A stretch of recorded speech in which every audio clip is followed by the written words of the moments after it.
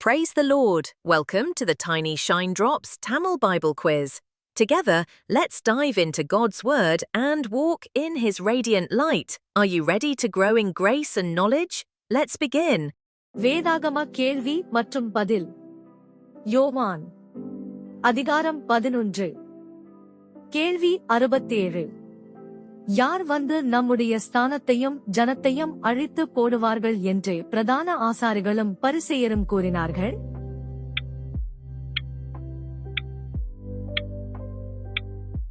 பதில் ரோமர். கேள்வி 68. இயேசுவை எவைகளை செய்கிறதாக பிரதான ஆசாரியரும் பரிசேயரும் கூறினார்கள்?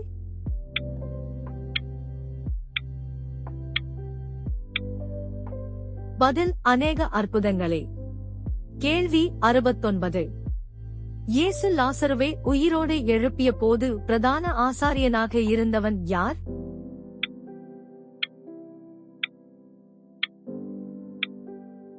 பதில் காய்பா. கேள்வி 70. யார் ஜனங்களுக்காக மரிப்பதும் ஜனங்கள் எல்லாரும் கெட்டு போகாதபடிக்கு மரிப்பதும் நலம் என்று காய்பா கூறினான்?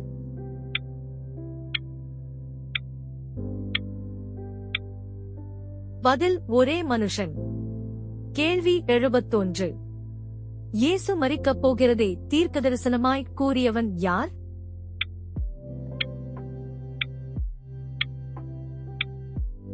பதில் காய்பா. கேள்வி 72. இயேசு யாருக்காக மரிக்கப் போகிறதாக காய்பா தீர்க்கதரிசனமாக கூறினான்?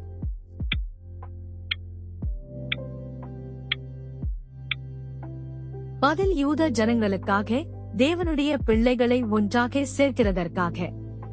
கேள்வி 73. எப்ராயிம் எண்ணப்பட்ட ஊர் எதற்கு சமீபமாயிருந்தது?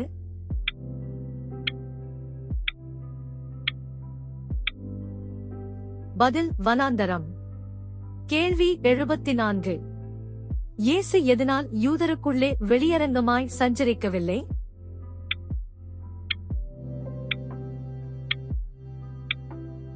பதில் இயேசுவை கொலை செய்ய ஆலோசனை பண்ணினபடியால். கேள்வி 75. யூதருக்கு சமீபமாய் இருந்த பண்டிகை எது?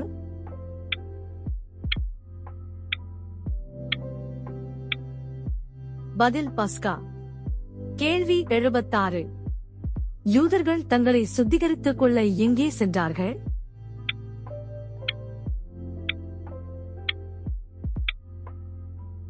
பதில் எருசலேம். கேள்வி 77. உங்களுக்கு எப்படி தோன்றுகிறது அவர் பண்டிகைக்கு வர மாட்டாரோ என்று பேசிக்கொண்டவர்கள் யார்?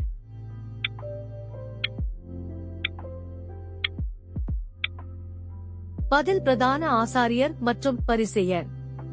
கேள்வி 78. இயேசுவை பிடிக்க யோசித்தவர்கள் யார்?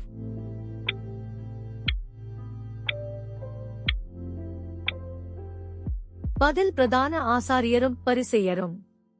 கேள்வி 79. இயேசுவை பிடிக்க பிரதான ஆசாரியும் பரிசேயரும் இட்ட கட்டளை என்ன?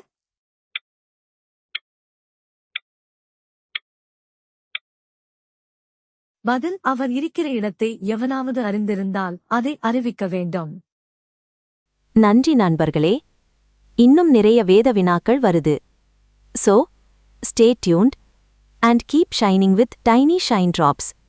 Please like, subscribe, and share God's Word.